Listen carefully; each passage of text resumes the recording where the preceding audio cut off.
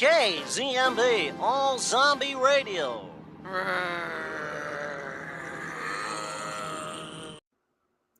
Hey, everybody, and welcome to the limited series Lounge, where we are going over the fourth episode of the Jinx, the first season of the Jinx, entitled "The State of Texas versus Robert Durst." We finally circle back to Morris Black here. It's been long enough. It's been long enough, but before we get started, let me go ahead and pop this up on the screen. Make sure that you go ahead and like this video. I don't care if you don't know enough about it to know if you like it or not. Just like it. It takes like a second. Could have already done it by now. And then if you want, subscribe, because that's helpful too. If you really like to support me, which, is crazy and you don't have to, you could go to ko-fi.com/Punky Bruiseter. It's PUNKYBRUISETER, and you could put money there. Which is weird. But people have done it. And I'm broke, so it's helpful. All right. I went ahead and found us an article to start off with, as we typically do. And I did want to discuss when this episode aired and also the ratings. So, this episode aired March 1st, 2015. And the ratings were 0.388. So at this point, it was on the upswing. So it was on the upswing for the show. It jumps up a lot in the next couple episodes because this gets crazier. I'm betting you can tell already that it's on like the precipice of something really wild. And it is. Okay, we'll go ahead and start off with Awards Daily TV. The article is entitled Review: The Jinx, The State of Texas versus Robert Durst by Clarence Moy, our personal favorite, Clarence Moy. And it was published March 1st, 2015. Chapter 4 of HBO's compelling docuseries, The Jinx, The Life and Deaths of Robert Durst, begins with a look into Durst's prison living conditions. His standard cell included a television and a shower, arguably more than most prison cells are stereotypically believed to contain. Following that reveal, director Andrew Jarecki tosses in a brief monologue by Durst about the relatively poor and uneducated people who populate the prison. They call me Mr. Bob, Durst relays. This quote-unquote Mr. Bob was probably also the only occupant with multiple defenders, costing several $100,000. Let's see, staying ignorant of spoilers, what money buys him. Durst's trial and the ensuing media circus for the Galveston crime depicted in Chapter 1 finally kick into gear. Director Andrew Jarecki gives us highlights of the trial over the episode, starting with the prosecution's deliberately graphic opening arguments and countering that with the defense's, quote, Robert Durst is a really very nice guy defense, end quote. Their initial evidence to this point: Durst had on him a photograph of his first girlfriend when he was arrested. Evidence be damned. He's a really nice guy. Durst took the stand as the first witness for the defense. He begins to discuss anxiety over New York tabloids' reopening of Kathy Durst's disappearance. This, according to the Durst defense team, is why he was living in Galveston as a woman. It never gets less funny because it's so ludicrous. Because he's like, yes, and I'll be mute, of course. He no longer wanted to be Robert Durst. Plus, he was depicted as the quote-unquote unfair object of the political ambition of Jeanine Pirro, drawn as an overly ambitious woman using prosecution of Durst as a political springboard. Apparently, thanks to interviews with Durst's jury, this argument had some weight with the jury. Durst's examination continues as he recounts his bizarre interaction in the persona of a mute woman with murder victim Morris Black. They had brief exchanges, and Black is drawn as a cantankerous old man. Didn't he look it? According to Durst, he, again dressed as a mute woman, became quote-unquote good friends with Morris Black over a TV show, Wall Street Week. Then Durst decided to abandon his disguise, which apparently Black fully accepted. How this friendship hasn't spawned the greatest David Lynch film ever made, I'll never know. We finally get to the details of Morris Black's death. According to Durst, Black received an eviction notice and, naturally upset, shot at said eviction notice. Black's mental state allegedly continued to deteriorate, and Durst claimed Black entered his rented apartment, gaining possession of Durst's gun. There was a struggle, and again, allegedly, Durst's gun went off, killing Black instantly. Questions remained, though, about the true nature of their relationship. Were they really as close as Durst claimed? Did Black research Durst's true identity? If Black was to be evicted, then did he blackmail Durst? Subsequent evidence from Black's body and from the scene of the crime immediately throws doubt on Durst's story. The eviction note never had a bullet hole in it, as Durst claimed. Neighbors claimed to hear 2 shots instead of 1. Black's dismembered torso had unexplained bruises, potentially indicating a fight or a violent struggle. And then there's the question of the dismemberment. If Black accidentally died, then why cut the body up into 20 pieces and dump it in Galveston Bay? Durst failed to provide any solid answers, except that it seems like a great idea under the influence of dope and booze. And that must have been some really powerful dope.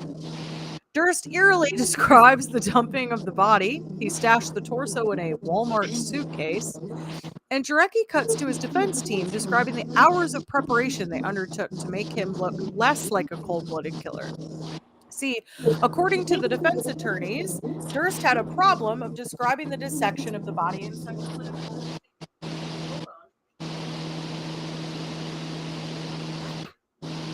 Oh, it's your fan. Do you have a fan going in the background? I thought it was mine. It's okay if you keep it on. Can you turn on noise suppression? Durga's back!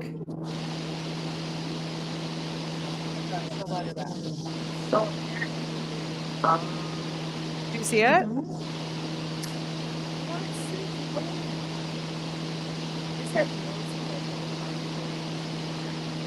Girl, I can't even hear you.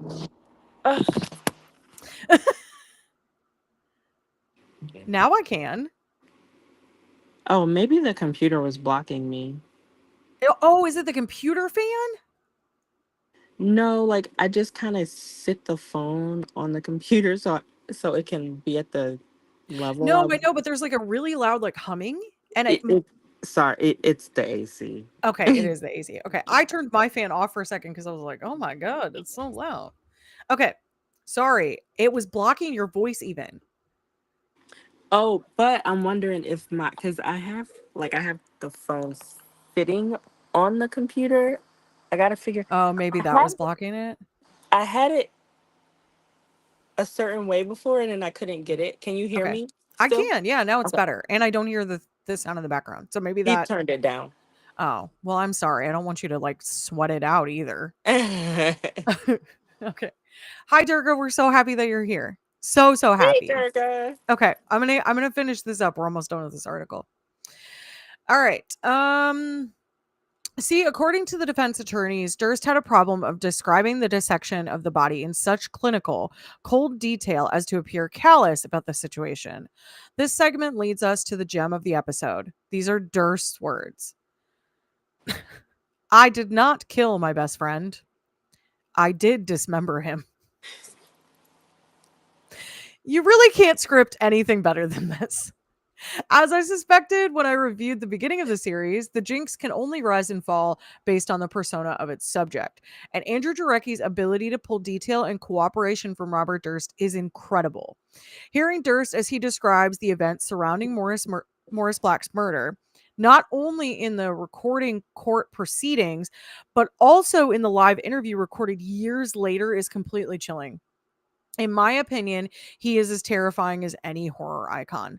This guy is real. This guy, this wealthy New York real estate heir, allegedly took the head from the bag dumped in Galveston Bay because he wanted to hide the true nature of the crime. If Black had been shot in the back of the head, then Durst's story completely falls apart. The head was never found. This saga is as bone-chilling as Durst's black eyes. Both sides rest to their case after 6 weeks, and the trial goes to jury. They eventually returned a verdict of not guilty, amazingly. The relief of Durst expressed at his acquittal was the only emotion he showed during the entire proceedings. Well, the only emotion displayed in what Jarecki chooses to show us, I should say. The jurors apparently completely believed Durst's words, with no more than 3 people ever agreeing to a guilty verdict. Durst was tried based on Black's murder, after all, not the dismemberment. In the eyes of the jury, Morris Black was accidentally killed by Robert Durst's gun during a struggle. This chapter was a compelling emotional hour. For better or for worse, this is our jury system. But you can't help, based on Jarecki's construction of the proceedings, feel that Durst's massive fortune and 2 attorneys bought him a not guilty verdict. As Jarecki pauses the interview segment, Durst begins mumbling something to himself while the mic is still hot. Quote, "I did not knowingly, purposefully lie." He repeats this over and over with slight variations before being shushed by his attorney. The statement could be taken wildly out of context, but after an hour of dismemberment, missing heads, and Durst in drag, it is another eerie and puzzling piece in the puzzle that is Robert Durst. Thank you, Clarence Moy. Your articles have been interesting. Rob was a wild boy. he was something. He was something. Okay, so I want to talk about a couple different things, and then I do actually want to move to some true crime news at the end of this. Actually, very excited about that.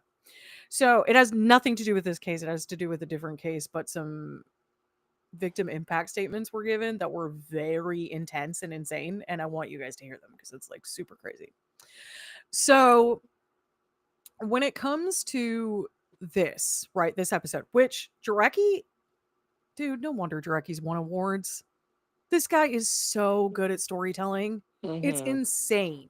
The way that he like waits and holds this piece of the story until now, the way that he's holding off on things that are being said into hot mics, and like we're not getting all of it right now, and it's like the volume's kind of turned down, so they could have turned it up so you could have heard it better, but they didn't, intentionally to kind of keep you on the edge of your seat, is just really high quality storytelling. And I will agree, it's like Bob is so hopeful that this guy is going to show his side of the story, that he is just an open freaking book about all of this, which is wild. Now, I want to say some things about the jury. Now, normally we would go through and I would show you pictures of the people that we were introduced to in this episode, but we weren't really introduced to anyone new with the exception of the jurors. And my opinion on jurors doing interviews after the fact is I don't love it. Okay. That's how I feel about it. It seems like you're looking for a payday, and really, unfortunately, as much as I don't want to do jury duty because it's like it takes time out of your busy day and you only get paid like $12 a day, which is crazy, it is like it's an obligation that we hold to like our justice system. And so I may not like it and I may not want to do it, but if I got a high profile case, I also shouldn't be then also getting paid to be in documentaries and to do interviews. That feels inappropriate to me. Now, what I will say about the jury is I'm not going to show them because, like I said, I don't really believe in doing the interviews, so I don't really want to like showcase them as people. It's meant to be kind of like you're in the jury, you're making this decision, and then you're moving on with your life. This is not like your 15 minutes opportunity. But the other thing I want to say about it is that I do agree that the defense did a phenomenal job of humanizing Robert. They did. Yeah. They did. There's a reason he had the 2 highest paid lawyers in Texas or in Galveston. Like, there's a reason he paid these super powerful, good defense attorneys. Okay. Because they're good at their jobs. And they were good at this. Now, it is the burden of the state to disprove this. And were they given something that is incredibly hard to disprove? Yes, they did. But they did not meet the burden of proof. And so while I may disagree wholeheartedly with the jury's decision, I'm sorry, but the state didn't do what they were supposed to. They really where are your witnesses to say that that you live, where are the people from that block to tell you that they never saw Morris Black and Robert Durst together? Mm-hmm.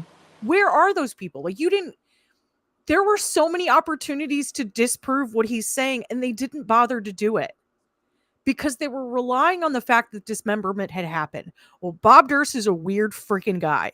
And so you can't rely on dismemberment alone. I'm sorry, but that's not your burden of proof. I know it's frustrating, but like, I want people to understand that this isn't like, oh, jury systems are just so broken. That's not what this is. This is a failure to meet what you need to. Right? Like, that's what it feels like to me. Yeah. Because how? Like, how did they sit there in front of him all that time and still only 3 of them Correct. at a time thought he was guilty? I'm like, Correct. And the one woman, it said at the end, the guy said, well, the one woman, the only reason she wouldn't say that he wasn't guilty was because he dismembered the body. And while I could see the line of reasoning, like, I get it, that's not reason enough to convict someone of murder. You can convict them of dismembering a body, but you can't use that to then also, do you see what I'm saying? they're so stupid because why wasn't that added to the list of charges? I don't know. Desecration of a Of a corpse? Like, why corpse, wasn't that yes. on there? I'm so confused. I am confused. I don't know if this is like lazy work on like the prosecution's end. Like, oh, this is a slam dunk, obviously. Like, I Okay, promise but it you, wasn't. I I hate this thing that the law does where they put like 10 charges on you just to make sure that like something is gonna Something stick. sticks. Yeah, I And know. it's like you had an opportunity right there. I don't even think they did one. It seems like they were just charging him with murder because he only got the not guilty one time. Mm-hmm. So they didn't charge him with any other crimes, which is crazy because desecration of a corpse could have for sure been in that list. And that's just 2. Okay. We're not talking like, because I get what you're saying. Like, they're just trying to throw everything at the wall to see what sticks, which I don't like that Mm-hmm. either. It feels dirty, right? Like, Mm-hmm. it feels like you don't have enough evidence to prove your point. You're trying to get him on something. Well, you didn't even try that. I may not agree with it, but you guys didn't even give it a shot. Right. Especially because It seems like they assumed too much about the jury. And that it was was a the only mistake. slam dunk part of the case. It was a total mistake. He admitted to dismembering him. I'm It's insane. It's insane. Now, I will say, was it dirty tactics? Oh, yes. Hands mm-hmm. down. Hands down, the gunning for Janine Pirro, insane. Insane. They vilified her like crazy. That is wild. But it worked. It worked. It was a good line of defense. As much as I disagree with it and think it's super sleazy and dishonest, it was a good line of defense. And again, everyone's relying on Durst's word alone, which is so, you just dropped the ball, man. I watch so much of this series like this. I know, it's baffling. It is baffling. But anyway, I just wanted to, before we got into anything, I wanted to preface with that because I don't like that they said that at the end, like, it's just a broken system. No, that's not what this was. Can it be? Sure. Was that what this is? Not at all. Yeah, no, they were just stupid. Not at all. They were The just defense made they humanized Bob too much to the, they laughed when he said he bought a purse. You're done for, dude. Wrap it up. You might as well have rested their prosecution and be like, actually, never mind. I changed my mind. First of all, okay, no. Who picked the jury? Because For real, girl. It's like the prosecution was just there. They didn't even like protest any of the choices. They're like, yeah, sure, whoever. I don't know. That was wild. That was truly wild. I don't know what was crazier to me, like that the jury really sat in front of this man and listened to him talk and thought he was a normal human being. He this is this is this is why I'm like, this defense is good. Because there's no other way that you're sitting there and going like, yes, he pretended to be mute. That's totally understandable. I totally get that. Yeah. Yeah.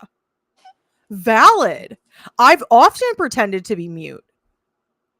Like, in what world is this normal? None of this is normal. Oh, he's in hiding because his wife mysteriously disappeared? I came to Galveston to hide from murder. I was like, so did no one hear him say he was upset because the case was being reopened? Did nobody hear that? It's insane. They showed a picture of him and Kathy Durst at their wedding. Like, I'm telling you, it is wild. One, I'm like, if I'm ever up for murder, someone find me Dick DeGuerin. I don't want anybody else. Okay? Ever. I want that man as my defense lawyer. No one else. Durga says, yeah, that's it. They're laughing. Like, Your Honor, never mind this trial. I would go home. Just cancel. I would go home. Just forget it. Actually, just forget it. Delete. Yeah, don't worry about it. Don't worry about it. Anyway, it's insane. This one was a wild freaking ride. And then like, oh my God. Like, he's also an idiot. Like, how?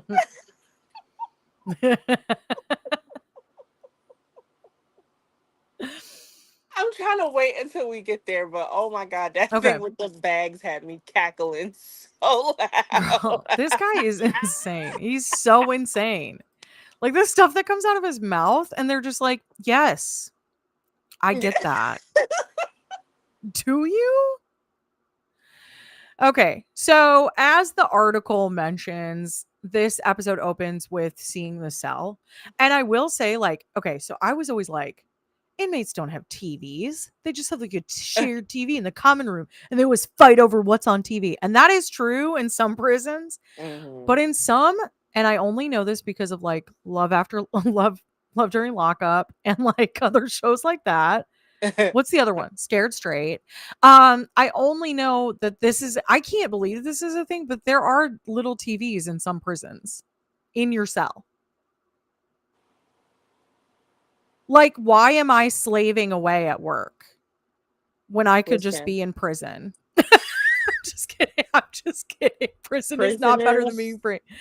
Prisoners were not only watching, but voting for Love Island contestants. Oh my God. Okay. Please tell me that they're voting for Hada. Absolutely not. Absolutely not. Mamacita? Okay, Durga says not to be this person, but his case is peak white male privilege. How did this idiot get off? Girl, because his defense lawyer is good. He's good. I couldn't believe my eyeballs because it's crazy. Okay. So anyway, I keep forgetting that this is like a real, like, this is real. This isn't scripted. This is real life.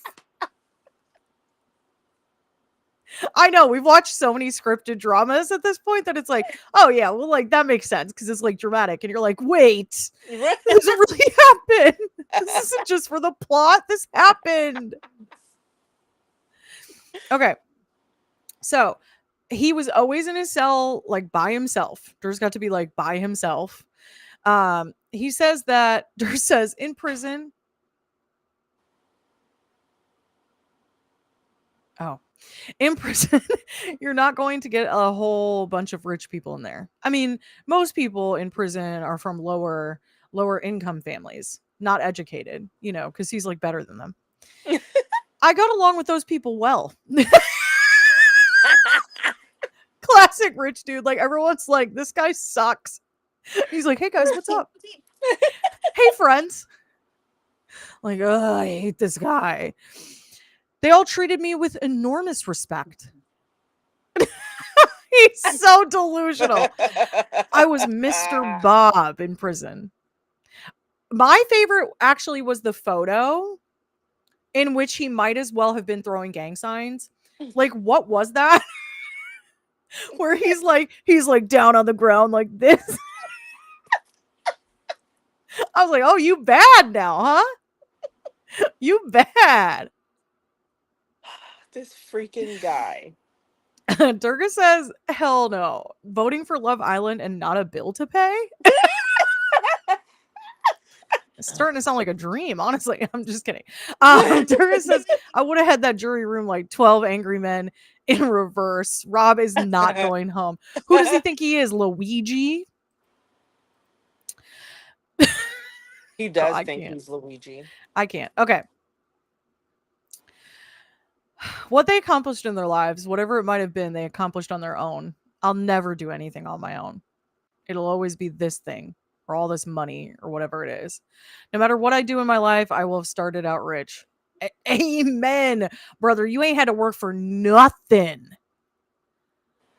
So anyway, he's in jail awaiting trial, right? He doesn't go to prison. He's in jail. I should clarify. He's not in prison. He's in jail because you don't go to prison and, until after. Anyway, he is charged with the death of Morris Black. And then New York is also looking to investigate him, as is now California. So New York's like, oh, got a new lead on your missing wife. We're looking for you. And then LA police are like, Susan Berman died and she was executed. And the New York police had just called her about your wife's disappearance. So actually, we're also looking for you. And there he is, gallivanting around in a Wegmans looking for a chicken salad sandwich. I keep imagining his filthy, ridiculously rich family getting all these phone calls about all this crap that this psychopath is doing. And he's just in a Wegmans.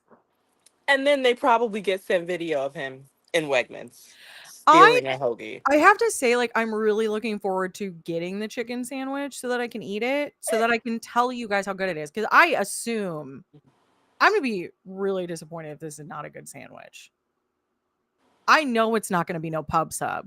So don't gas me up with Wegmans food, okay? And he didn't even bite the sandwich. He literally just took it and then immediately got caught. Imagine Rob asking if he could hide in your mansion. No, thank you. Unfortunately, we're packed right now. I don't know. Did you watch Kimmy Schmidt? I mean,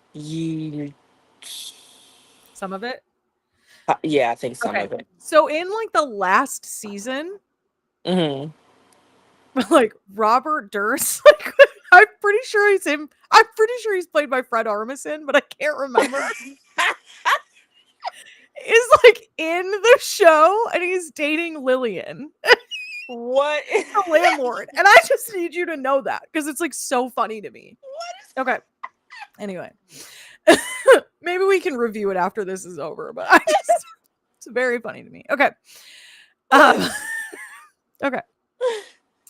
So we finally get the court case, really. And there's not a lot to go through because it's one, court cases are not copywritten, so you could just look it up and I'm sure it's on YouTube and you could just watch it.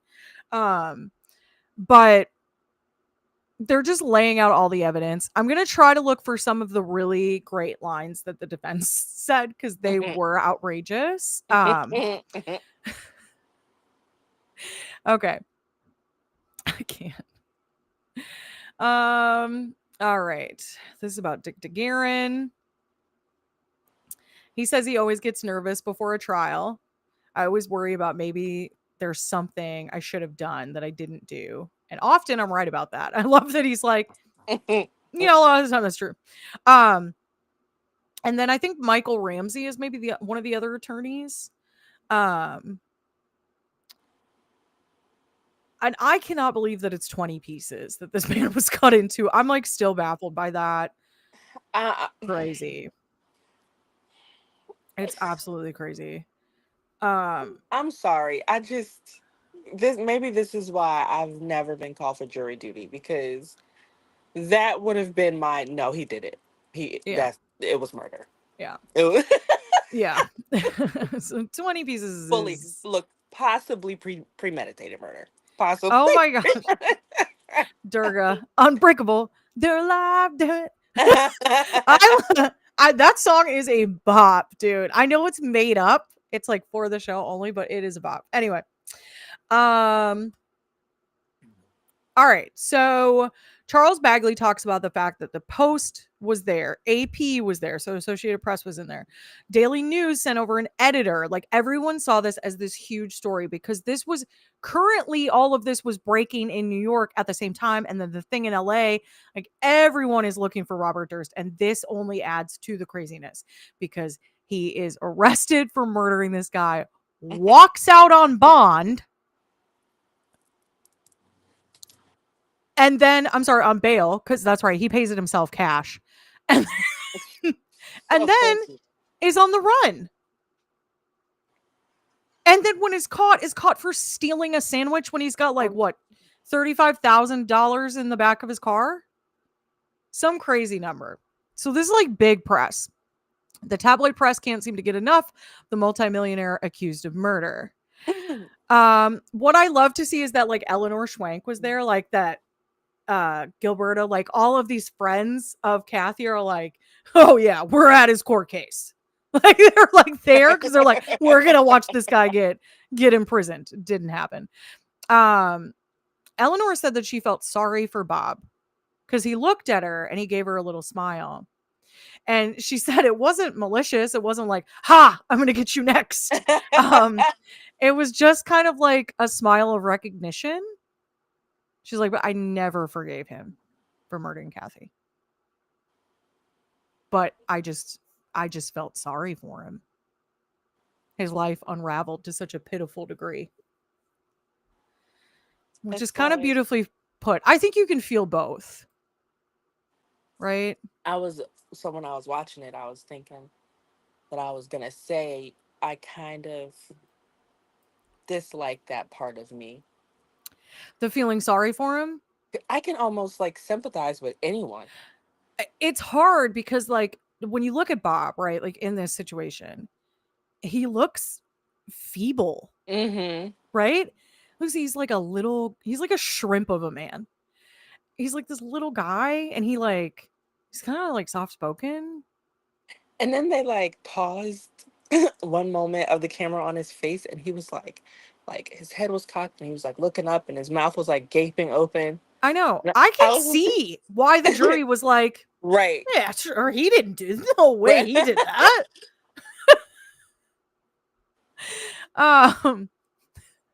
Right. Like I don't know.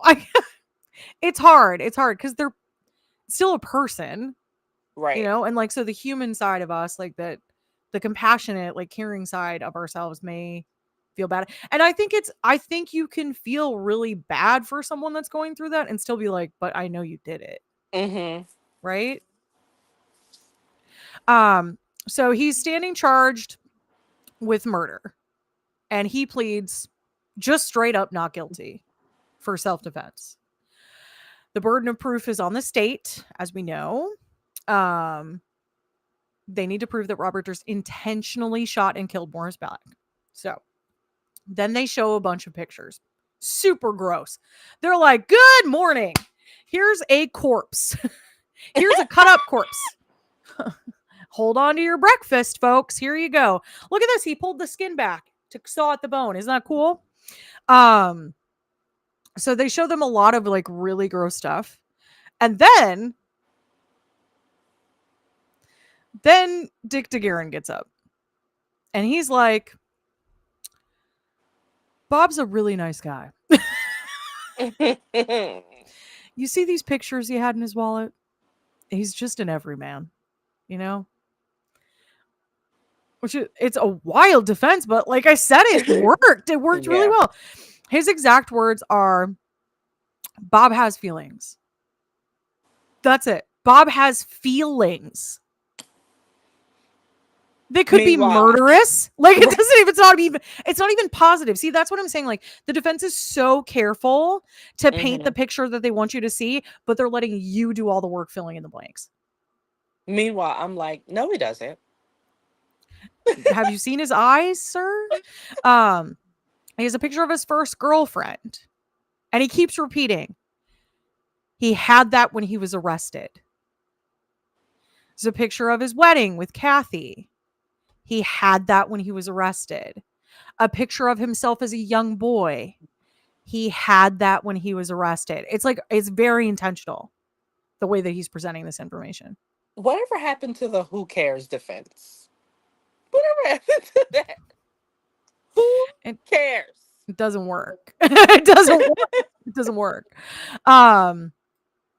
Durga says that could not have been the first time Rob did this. 20 pieces. I know. And then he left court and went straight to the wig shop. Girl, he didn't go to the wig shop. He went to the beauty supply store. He went right to the beauty supply store. Because he had to get himself a wig cap too. You know what I'm saying?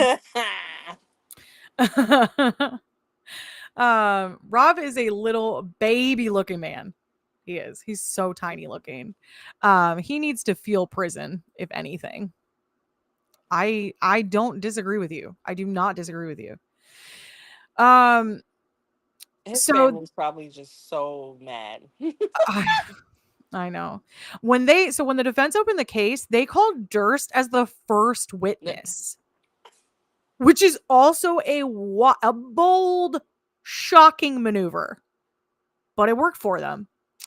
They had to explain why he was on the run before he even killed someone. He murdered someone while on the run. So why was he on the run in the first place? He's wearing wigs. He's like pretending to be mute. He's doing all these crazy things. And then Bagley goes on to say that the people who actually live in Galveston, in this tiny town at the end of I-45, which I have been to, and it is like, it's very touristy.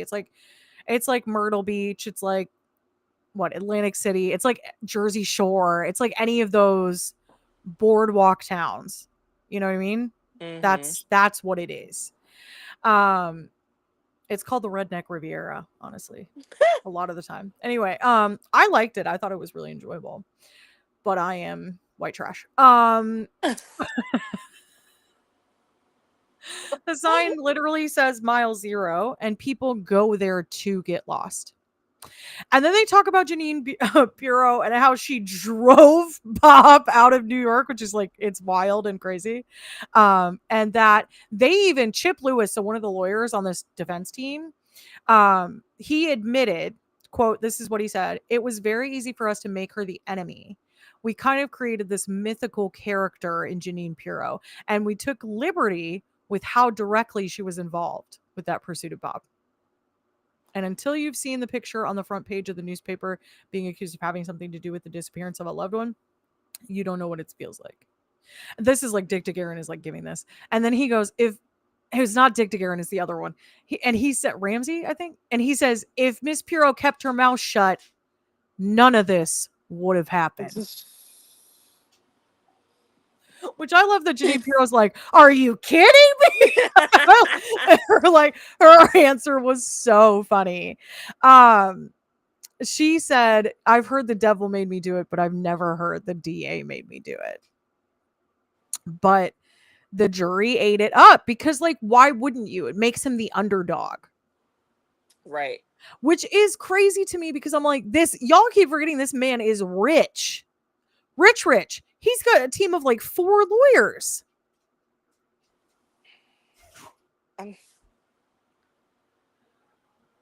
You know, What year was this? oh, the year of the trial. 2015 is when the documentary aired, but let's see what the year of the trial is. What year? Because I'm just like, Yeah, I am actually interested to know when it was as well. Okay, he was charged with murder in 2003. it makes it so much worse because the way they're acting in this case, and I'm talking like jury, Did you lawyers, feel like it was like everybody, the 90s? or the 80s. I was No. like, No. Nope. Nope. After that. um okay, so I want to read you really quickly this portion about the wig disguise because I truly enjoyed this. So Jarecki is like, in terms of the disguise that you chose, you talked about that in Galveston, and Bob was like, well, it was the only disguise I could think of. I'm a guy, and what is a guy going to do? I mean, I could grow a beard and a mustache, and I've periodically worn a beard and a mustache in New York City, but I can't grow a beard and a mustache now. I can't do it by tomorrow morning. I would have to get some kind of thing to put on my face, and I just couldn't imagine that any of that would act vaguely real. I just came up with the idea of a wig. And then since I was going to be a woman, I've got to be mute because I can't sound the way I sound. And this is my favorite part. Like I felt like Jarecki was trying to lead him in a specific direction and it like didn't work at all. Jarecki like wants him to be self-aware and he's like not. He's just too delusional. So Jarecki's like, I mean, in retrospect now, he goes, it was a great disguise. And I was like, I don't think that's what he was trying to get you to see. I think he was trying to get you to realize how ridiculous it was. Hey, Marcus. Thanks for being here. Marcus. It's so funny. It's like he's so unself-aware. Like he's just not. He is totally Delulu. 100%, like, head completely in the clouds. Where is he living? It's crazy. So, then there's like the little clip of Bob talking about how like, and I went to Walmart and I bought a white women's blouse and I bought a women's handbag. He's like very New York when he's saying this, and the jury laughs. And that's when the prosecution is like, we're screwed. See him put their papers in there. We're actually, let's just wrap this up. Actually, we're done. No more questions. I rest my case. They're like, you haven't given your closing argument. It doesn't matter. It doesn't just rest matter. it. Rest it. It's rested. So it's just, this whole thing is so wild. If you are not watching the show, I just strongly recommend that you do this. For true crime, this has been engaging, suspenseful, and also hilariously funny, which it should not be because there's just people's lives are on the line here. But like, it is funny at the same time because it is so insanely wild. 20 pieces, Bridget. 20. It's crazy. And he's like, and I put it in a Walmart suitcase. That's where I put his body. Wait, can we talk about the bags? Okay, all right. Lay it on me. So he's talking about throwing the bags in the water.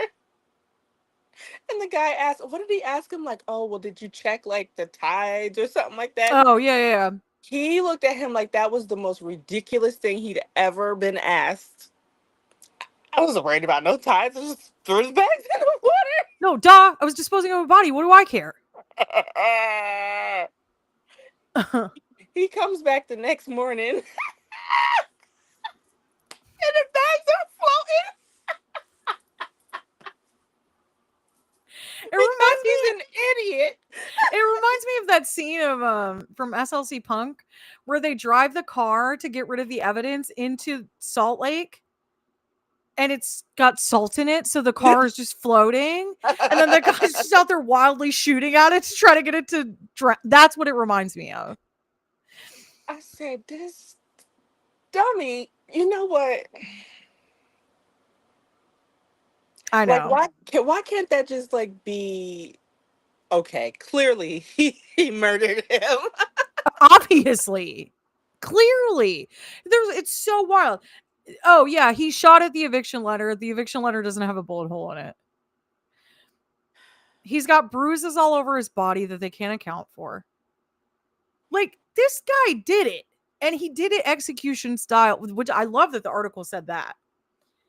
Why is the head missing? It's the one thing they couldn't find. Why? Because he had just performed another execution in LA. And so he was like, yeah, I know that this works. I'll do it again.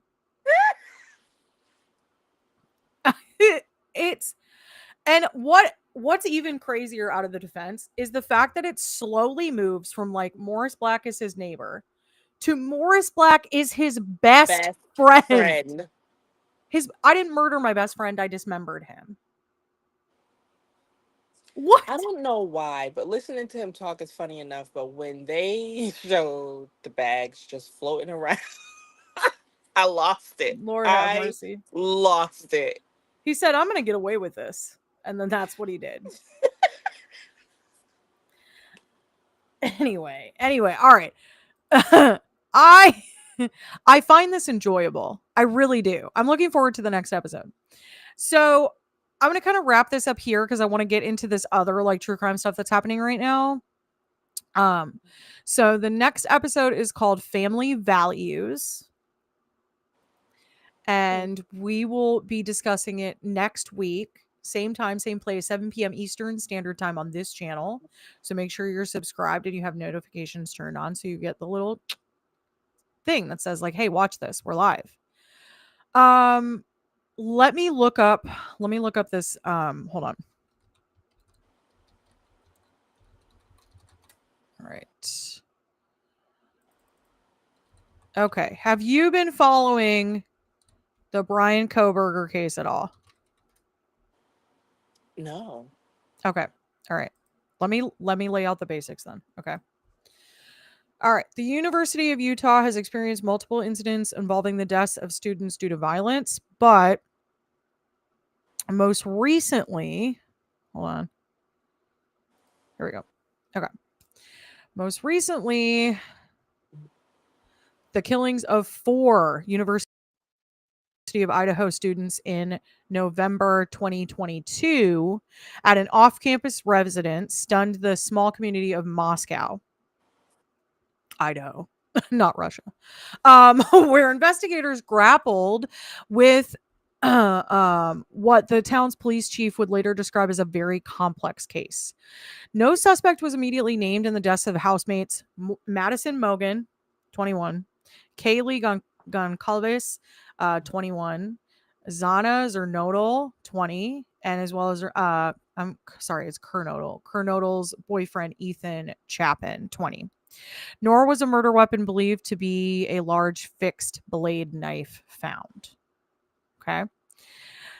But the intense scrutiny on the unsolved slaying sparked thousands of tips to the FBI. And then 7 weeks later, with the community on edge and speculation swirling about who could commit such violence, police announced an arrest in Pennsylvania of a doctoral student in criminal justice. Okay. Now, this article is called The Idaho College Student Killings, a summary.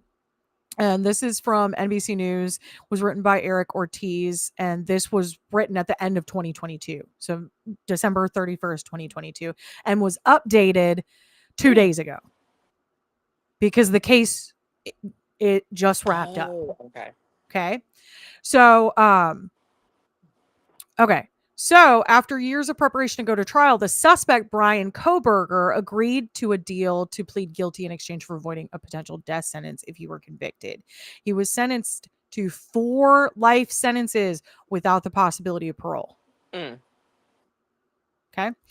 All right. So I'll give you like kind of the timeline of what happened. So starting at 9 p.m. on November 12th, 2022, Kernodal and Chapin are seen at a party at Chapin's fraternity, Sigma Chi or Sigma Chi, a short walk from the King Road apartment house where the roommates lived, according to investigators. That night, Goncalves uploads pictures to her Instagram account featuring photos of the friends with the caption, "One lucky girl to be surrounded by these people every day." At about 10 p.m., Goncalves and Mogan go to a sports bar in Moscow called the Corner Club.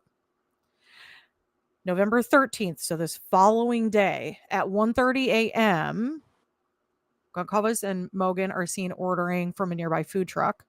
Okay. According to the truck's live stream. So there's like actual video footage of this. Investigators say Kernodle and Chapman returned to their 3-level house on King Road at about 1:45 a.m., while Goncalves and Mogan take a car ride home, arriving at about 1:56 a.m. Meanwhile, 2 other housemates who had gone out that night had arrived home before the others at about 1 a.m., Moscow police say. At 11:58 a.m., a 911 call is placed on the cell phone of one of the other housemates requesting assistance for an unconscious person. Both of those housemates were unharmed. Okay. Police alert the public about the deaths. That's right, because they're not unconscious, they're dead. In a news release, and while they say no one is in custody, they do not believe there is an ongoing community risk based on information gathered during the preliminary investigation. So, November 16th, just 3 days later, with no suspect apprehended, Moscow police walk back previous comments that there is no threat to the rural city of almost 26,000 residents. They do not have a suspect at that time. Okay. And they're asking the FBI to help. November 17th, the autopsy reports show that the 4 victims were likely attacked with a large knife and died sometime after 2 a.m. On the 18th, police are saying that the victims were asleep when they were killed, and that there was no sign of sexual assault. But some of them did have defensive wounds.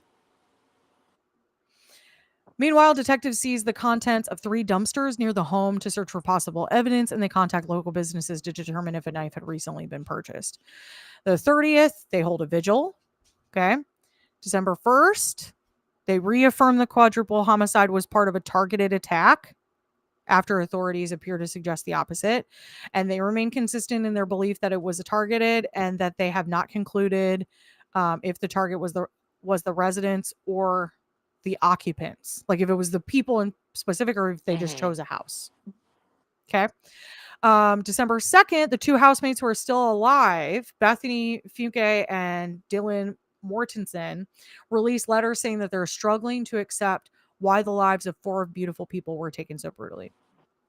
December 5th, the detectives focus on Chapman's and Kernodle's activities on the evening that they were killed and asked the public for information about the nearly 5 hours from when the couple arrived at the party to the apartment, like what happened during that time. And then on the 6th, they're like talking to the news, essentially saying like, we're sorry that this isn't moving along faster. We don't have anybody yet. Okay. I'm going to bump forward. So the 30th of December now, the police finally announce an arrest of a suspect, and it's Brian Christopher Koberger, 28, a resident of Pullman, Washington, then a doctoral student at Washington State University. Okay. He's apprehended in northeastern Pennsylvania, 2,500 miles from the Idaho campus, and charged with 4 counts of first-degree murder and burglary. According to 2 law enforcement sources, DNA evidence played a key role in linking the killings to Koberger. And at that time, he is the only suspect. Okay. All right. So then he goes to court. All of this happens, right? Like this just has been happening now, this court case. Well, he admitted that he was guilty. So it was just like, okay. So like, let's see. March 1st. Okay. March 1st of 2024. The families release a statement voicing their frustration after a judge at a hearing suggests the murder trial likely won't start until 2025, which is then what ended up happening. Okay. So February 19th of this year, Hippler denies several motions filed by Koberger's defense to suppress key DNA and other evidence. He also denies the defense's request for a Franks hearing, which is when the defense challenges validity of information used by law enforcement to obtain a search warrant. Okay. February 21st, prosecutors say in a filing, building a 3D model of the King Road home that would be used for demonstrative purposes to aid the witnesses in their testimony at a trial. Okay. So they start doing everything. They like release text messages, 911 transcripts, like all of this starts happening. Okay. And most recently, okay, July 2nd, at a hearing, Koberger pleads guilty to burglary and the 4 counts of first-degree murder. He does not provide a motive for the killings, but agrees that he intentionally murdered the 4 victims, and Hippler sets a sentencing date for July 23rd when families of the victims will be allowed to speak. Okay? So then the victim impact statements come out, right? Oh, I know. Durga says this case is wild. He literally studied serial killers. I bet this was the beginning for him. That's how I feel about it. Okay, so these victim impact statements are insane. And this is what I want you guys to hear. Burger. Here we go. Victim impact statement. All right. So this is Kaylee's sister, Kaylee Goncalves. She's one of the girls.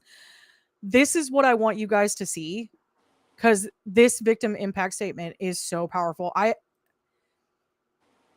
Everyone who has seen this is like, she knows psychology.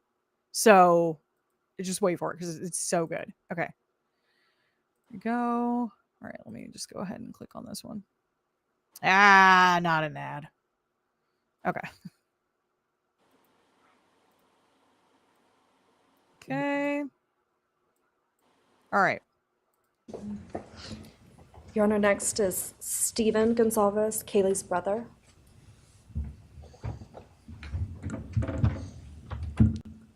Stephen's actually going to pass. I'm going to go. Okay. Okay. Olivia Gonsalves. If you can't hear Kaylee's that, Stephen, sister. her brother, passes on doing it. He like can't. He because this is hard to do. Mm-hmm. You're addressing the I'd like killer. to start by thanking the court for allowing me the time and opportunity to speak today. My name is Olivia, and I'm the big sister of Kaylee Gonsalves, and I was blessed to love Madison Mogan as a sister too. I'm not here today to speak in grief. I'm here to speak in truth. Because the truth is, my sister Kaylee and her best friend Maddie were not yours to take. They were not yours to study, to stalk, or to silence. They were 2 pieces of a whole, the perfect yin and yang. They are everything that you could never be. Loved, accepted, vibrant, accomplished, brave, and powerful. Because the truth about Kaylee and Maddie is they would have been kind to you. If you had approached them in their everyday lives, they would have given you directions, thanked you for the compliment, or awkwardly giggled to make your own words less uncomfortable for you. In a world that rejected you, they would have shown mercy. Because the truth is, I'm angry. Every day I'm angry. I'm left shouting at the inside of my own head everything I wish I could say to you. The truth about me is when I heard the news, I didn't cry. I listened for them. I promised them I would, that I would fight for them, that I would show up no matter what it cost me. I swore I'd never let them feel alone.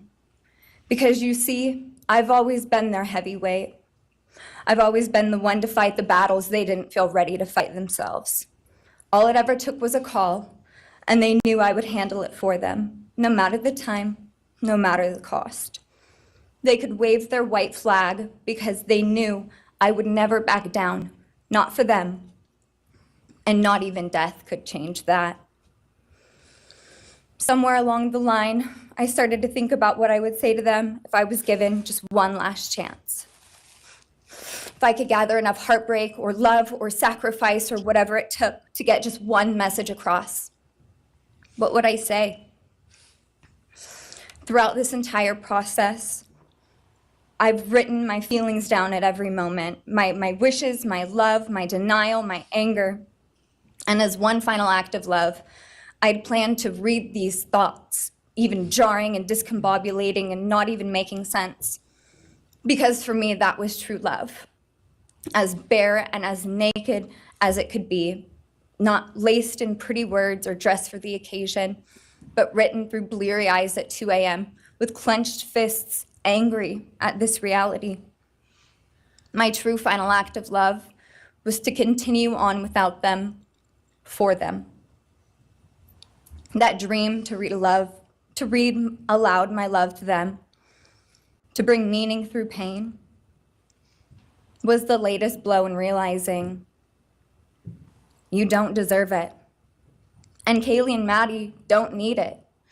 Kaylee and Maddie have always known my love, and they would never ask me to prove it by further victimizing myself to a defendant who has shown no guilt, no remorse, no apprehension. They would say to me, "Why would you give the satisfaction of showing vulnerability now? You promised you would never back down." This is where it gets And really for good. that clarity, I'm thankful. I won't stand here and give you what you want. I won't offer you tears. I won't offer you trembling. Disappointments like you thrive on pain, on fear, and on the illusion of power. And I won't feed your beast. Instead, I will call you what you are: sociopath, psychopath, murderer. I will ask the questions that reverberate violently in my own head, so loudly that I can't think straight most any day. Some of these might be familiar, so sit up straight when I talk to you. How was your life right before you murdered my sisters? She just calls him out on everything. It's crazy. Did you prepare for the crime before leaving your apartment? Please detail what you were thinking and feeling at this time. Why did you choose my sisters? Before making your move, did you approach my sisters? Detail what you were thinking and feeling. Before leaving their home, is there anything else you did? How does it feel to know the only thing you failed more miserably at than being a murderer is trying to be a rapper? Did you recently start shaving or manually pulling out your eyebrows? Why November 13th? She's coming for him. She is Did you coming truly for him. think your Amazon purchase was untraceable because you used a gift card? Idiot. How do you find it enjoyable to stargaze with such a severe case of visual snow? Where is the murder weapon? The clothes you wore that night? What did you bring into the house with you? What was the second weapon you used on Kaylee? What were Kaylee's last words? Please describe in detail the level of anxiety you must have felt when you heard the Bearcat pull up to your family home on December 30th, 2022. Which do you regret more? Returning to the crime scene 5 hours later, or never, ever going back to Moscow, not even once, after stalking them there for months? If you were really smart, do you think you'd be here right now? What's it like needing this much attention just to feel real? She comes for his intellect like really You're hard. terrified of being ordinary, aren't you? Do you feel anything at all? Or are you exactly what you always feared? Nothing. If you're so powerful, then why are you still hiding, defendant? You see, I'm here today as me. But who are you? Let's try to take off your mask and see. You didn't create devastation. You revealed it in yourself. And that darkness you carry, that emptiness, you'll sit with it long after this is over. That is your sentence. And it was written on the wall long before you ever pled guilty. You didn't win. You just exposed yourself as the coward you are. You're a delusional, pathetic, hypochondriac loser who thought you were so much smarter than everybody else. Constantly scolding, turning your nose up to grammar mistakes, nitpicking and criticizing others. You wanted so badly to be different, to be special, to be better, to be deep, to be mysterious. You found yourself thinking you were better than everyone else, and you thought you could figure out the human psyche and see through it, all while tweaked out on heroin. Lurking in the shadows made you feel powerful because no one ever paid you any attention in the light. You thought you were exceptional, all because of a grade on a paper. You thought you were elite because your online IQ test from 2010 told you so. All of that effort just to seem important. It's desperate. There is a name for your condition, though. Your inflated ego just didn't allow you to see it. Wannabe. You act like no one could ever understand your mind, but the truth is you're basic. You're a textbook case of insecurity disguised as control. Yeah. Your patterns are predictable. Your He's gonna be motives are thinking about this shallow. for years. You are not profound. You're pathetic. You aren't special or deep, not mysterious or exceptional. Don't ever get it twisted You can again. kind of see it on his face too. Like he's like No one is scared of you twitching a today. little. No one is intimidated by you. No one is impressed by you. No one thinks that you are important. You orchestrated this like you thought you were God. Now look at you, begging a courtroom for scraps. You spent months preparing, and still all it took was my sister in a sheath. You worked so hard to seem dangerous, but real control doesn't have to prove itself. I want to pause this. The truth is, That's one of my favorite lines that she said. Hold on, let me go back. Go back a couple seconds. I don't want to go back too far. Okay, hold on. intimidated by you. No one is impressed by you. No one thinks that you are important. You orchestrated this like you thought you were God. Now look at you, begging a courtroom for scraps. You spent months preparing, and still all it took was my sister in a sheath. That's the line I love. You took months preparing, and still all it took was my sister in a sheath, as though her sister was the weapon against him. I just thought that was so beautifully stated. Like this, I mean, she worked on this, like truly considered every sentence that she says. It's beautifully done. But these are like, this is where it gets really crazy in these final couple seconds. Buckle up. You work so hard to seem dangerous, but real control doesn't have to prove itself. The truth is, the scariest part about you is how painfully average you turned out to be. The truth is, you're as dumb as they come. Stupid, clumsy, slow, sloppy, weak, dirty. Yep. Let me be very clear. Don't ever try to convince yourself you mattered just because someone finally said your name out loud. I see through you. You want the truth? Here's the one you'll hate the most. If you hadn't attacked them in their sleep, in the middle of the night, like a pedophile, Kaylee would have kicked your fucking ass. Thank you. Thank you. That's her. That was her. It's crazy. It's so well done. I mean, bravo to her to be able to put that together. I believe that it's Kaylee's mom. I'm not 100% sure, but let me see if I can find it. Actually, there is another victim impact statement that has just a wild line. Yeah, I think it's Kaylee's mother. Let me see if I can find it. I don't know that I'm going to find it. But she says, hold on, let me see if I can find the line.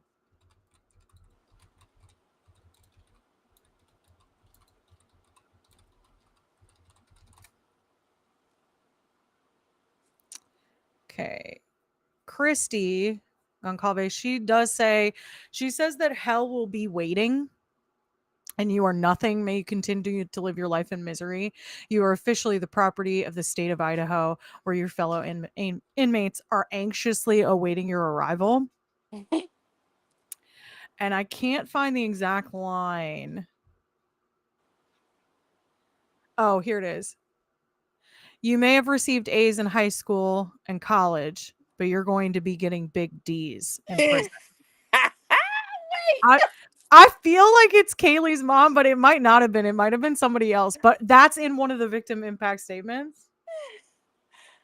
Anyway, I wanted to share it because I just thought it was really powerful stuff to see. And it's been getting some traction on TikTok, but unless you're in like the true crime community, you're maybe never gonna see it. So since we're covering true crime right now, and this just happened, is very topical, I was like, I really want to talk about this because it was great. Durgus is not going to lie, and I know this is morbid, but my favorite victim impact statement is the lady who starts going off on Jeffrey Dahmer. I knew a guy whose father was murdered by Dahmer, so I have a deep hatred. I also know someone whose family was affected by Jeffrey Dahmer. Let me get the name. Hold on. I had a friend, like I knew him from the restaurant I worked at, and he was a customer. And anyway, I ended up befriending him. We would hang out some, not like super often, only hung out with him a handful of times. But he ended up dating one of my friends, too, during this time period. And yeah, his uncle was killed by Jeffrey Dahmer. And so I'm going to say his name because we should share the victims' names, like that's the most important part. That's truly this what the story should be about, is the victims. Let's see. And I lived in Milwaukee for a time, so I ended up knowing a lot about Jeffrey Dahmer just from being in that area. Okay. Okay. I am definitely gonna butcher this, so I'm gonna show you the name instead because I really don't want to butcher it. But here you go. So this person, his youngest victim, I believe, the 14-year-old. This person was the person that I knew's uncle. This is the kid who got away and was returned to the police. Returned by the police to Dahmer.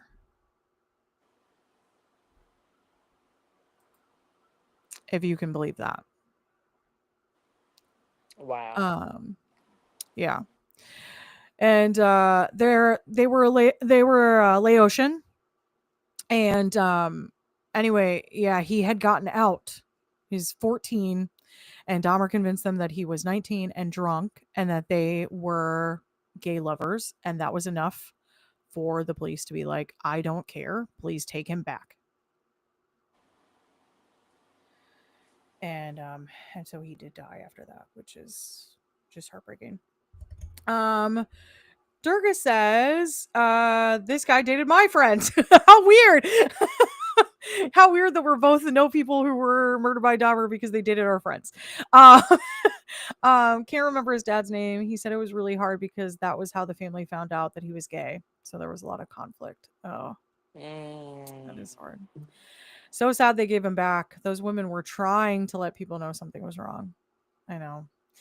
There's a lot of history there. I used to frequent the bar that Dahmer frequented. It was a gay bar that I used to go to with friends of mine. And so that was kind of weird to know that, that he had been there and around, and that was kind of his stalking ground, because it was at the time that I went, obviously it was an open bar. But in years previous, it had been it was a bar, but it was secret. The fact that it was a gay bar was a secret. But anyway, I just it's very sad. All of it is really sad, but I just wanted to showcase those victim impact statements because it's intense, but it was really good. She really, ripped up really a new one. Oh my gosh, Brian Koberger's gonna be thinking that about that till the day he dies. And I frankly love that for him. Mm-hmm. I do. Anyway, this has been fun. Durga, thank you so much for being here. What was great is I got to see India in the chat earlier today when we were covering San Diego Comic-Con with Squawking Dead, and now I get to see you. And it's like old times. It's like old times. Durga says, Dahmer is like Bundy. Everyone was trying to convince me they were good Ugh. looking. Like Paul Newman didn't exist. For real, though. Okay, we're going to talk about someone good looking. Paul Newman, 1. 2, Bundy hit. Ugh. Right. Why does everybody always say he was good looking? Makes No, me he so was mad. not. He's like Makes me so so average. mad. So average. And Dahmer was not attractive either. At all. Anyway. I'll give you this. Robert Durst is not attractive as an older man. But he was kind of good looking when he was younger. And now India's here. Oh my god, it's like I spoke her name and she showed up. That's crazy. Are you Beetlejuice? Girl, you did come in hella late because we are about to leave.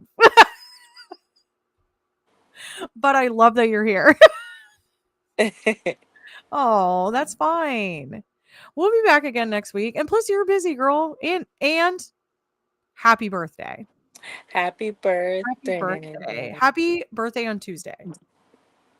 I hope you have so much fun at Fantastic Four. I hope you love it. It's got Pedro in it. It's like, it'll be fine. Even if it's bad, you know what I mean? At least you got somebody to look at. And we are doing great. Thank you for asking. We're doing phenomenally. And we're having fun covering the Jinx, even though it is about murder. It is fun at the same time. And yeah, we will see you guys next week. So we'll be back 7 p.m. Eastern Standard Time again on this channel for episode 5 entitled Family Values of the Jinx is first season. And I'm excited because we're getting really close to the last episode. I can't wait. I can't wait for Takira to finally know what I've known this whole time. It's so exciting. And yeah, we will be back. And we love you guys and your sweet, sweet, sweet, precious angel babies. Thank you for being here. India, Durga, and Marcus. Thank you. I appreciate you. You're the best. Go ahead and like this video while you're here. And for those of you who don't come regularly, go ahead and hit subscribe. You might as well. Maybe this was okay. We're kind of funny. And we'll see you next Come Friday. laugh with us every week. Yeah. Because if there's anything we're going to be doing, it's going to be making fun of Robert Durst, honestly. Yeah. All right. Love you guys. We'll see you next week.